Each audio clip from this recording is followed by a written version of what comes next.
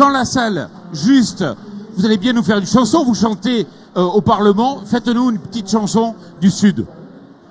J'avais chanté Aqueros Montañas. Allez-y, on vous écoute. On peut reprendre tous en chœur, allez-y. Aqueros Montañas, qui tan haudas son, men pechon bebede, mas amoson son. Merci beaucoup. J'ai vu d'ailleurs votre fils qui est là, non? Qui est juste Ouais, avec vous. C'est pas le rugbyman, là. Et ils sont tous rugbymen. Ils sont tous rugbymen. Ils sont tous rugbymen. Bon, on va parler un peu politique, là, Oui, maintenant, voilà. et agriculture. Donc, Jean Lassalle, effectivement, vous considérez que le ministère de l'Agriculture doit être rattaché à la présidence. Quelle est votre idée là-dessus? C'est-à-dire, mon idée est très simple.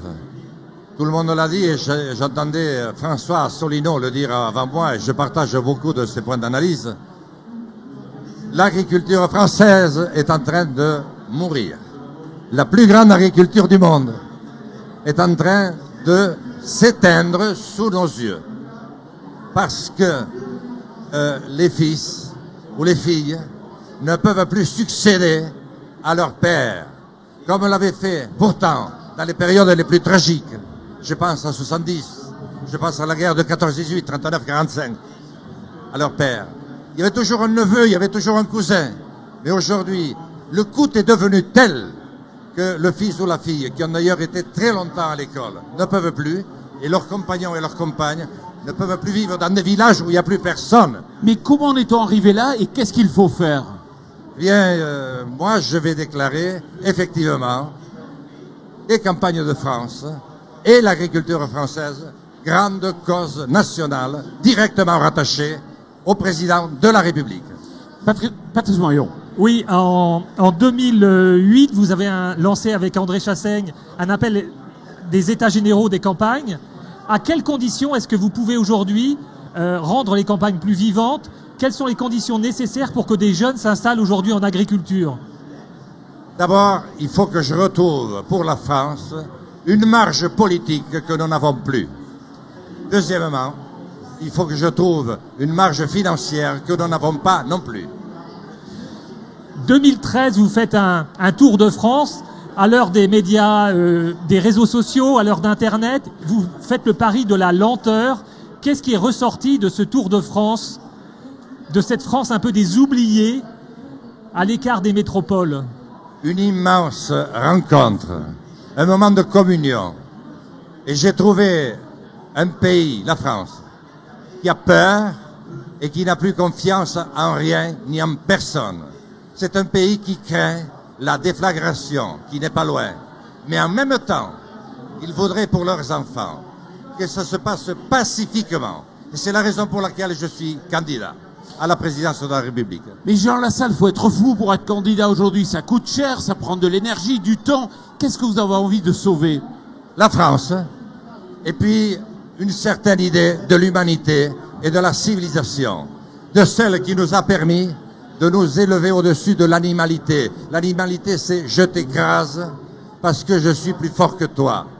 La civilisation, c'est « nous travaillons ensemble parce que nous sommes plus forts ensemble ».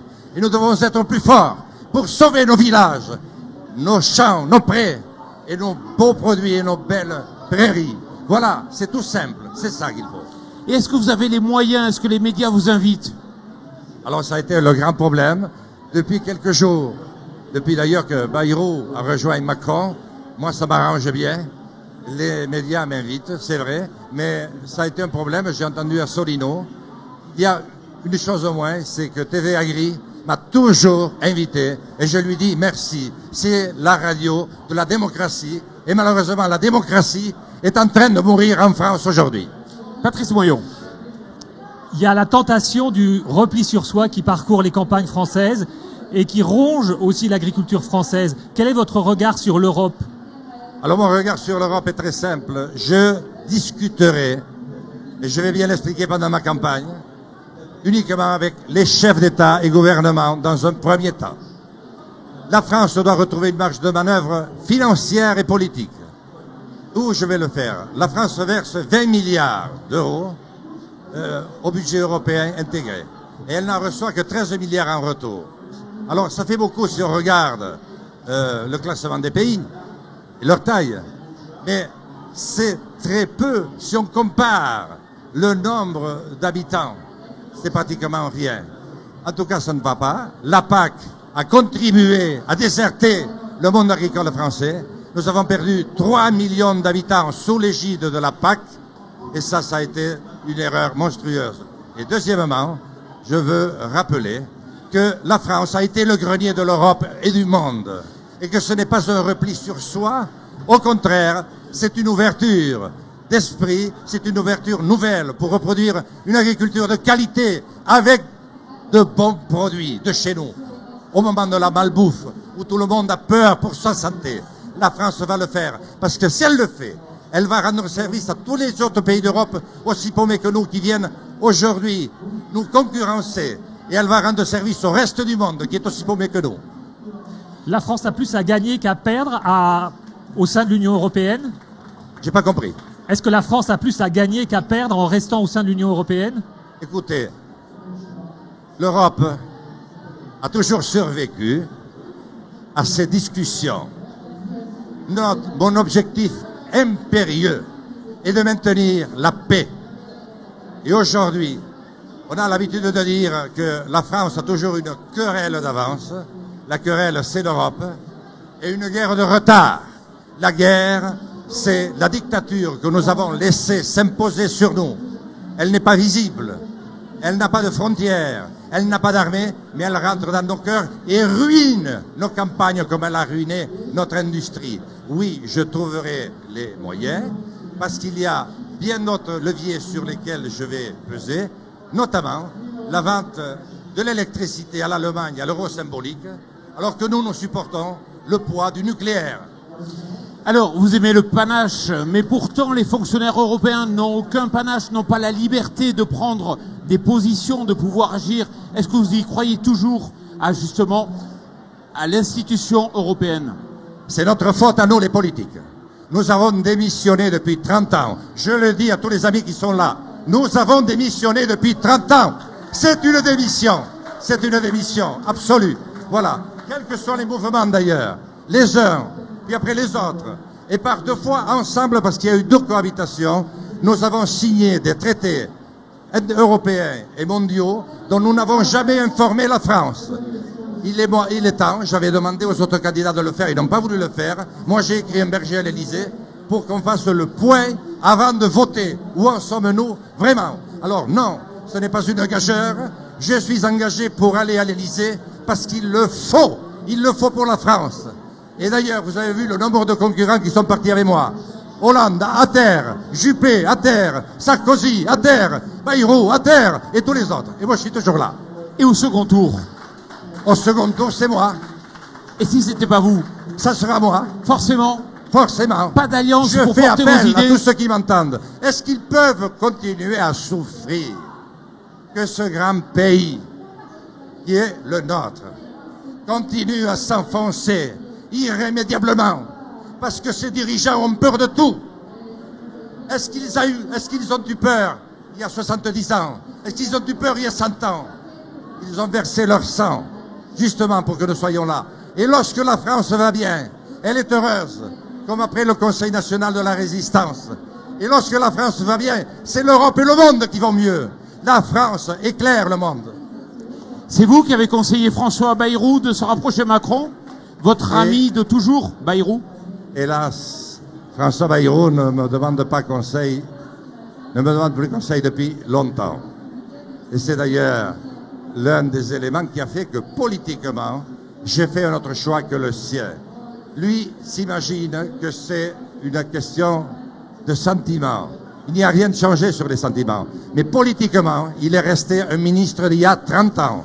C'est l'époque où notre système, qui était le meilleur, le plus démocratique, après la chute du mur de Berlin, s'est transformé en un empire dictatorial basé sur la finance spéculative. Vous aimez le panache, il y a du Cyrano de Bergerac chez vous. Mais tout de même, vous n'êtes pas au second tour. Où ira votre soutien? Et je vous dis, que vous ne pouvez pas dire aujourd'hui que je ne suis pas au second tour. Qui c'est qui va y être? Chaque jour qui passe, voir la télévision monter au firmament, des candidats qui s'écroulent 8 jours après. Vous avez une certitude, vous, avec ça? Moi, pas du tout. Je sais que les Américains ont élu le milliardaire le plus milliardé, et quelque part un peu le plus désagréable aussi. Les Français vont élire le député-maire le plus modeste, parce que la situation l'exige. Donc il n'y a pas de premier et deuxième tour. Je demande aux citoyens français, à ce peuple souverain, à ce peuple libre, de se redonner confiance à lui-même. Vous aurez les 500 signatures? Écoutez, si je ne suis pas capable d'avoir 500 signatures après avoir été maire pendant 40 ans, c'est que je n'étais pas invité. Par contre, j'en appelle aux maires, et en particulier aux maires de ces communes qui s'éteignent sous nos yeux et qui sont condamnés à mort. Je leur dis, écoutez, moi je me jette à l'eau. Je jette tout, comme vous le disiez. Je mets tout sur la balance, y compris mon honneur. Je suis le seul, M. Asselineau le disait, mais qui n'est pas un sou, sauf les dons qui commencent à tomber. Je suis le seul qui n'avait pas de parti. J'en ai construit un, et il s'appelle Résistons. Et mes amis sont là, résistants. Et on les entend. Effectivement, j'ai toutes les chances d'aller au bout, parce que je vais toucher le cœur des Français. Et les Français ne veulent pas fermer ni leurs barrières, ni se refermer sur eux-mêmes. Ils veulent s'ouvrir.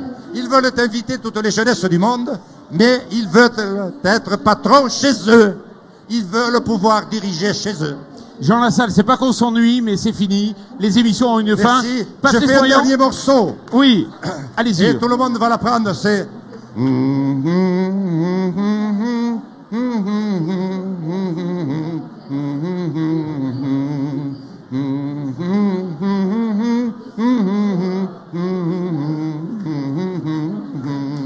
Merci à tous. Merci à vous, l'émission. Merci. On se retrouve dans Merci à quelques tous. instants. Merci. On regarde la caméra.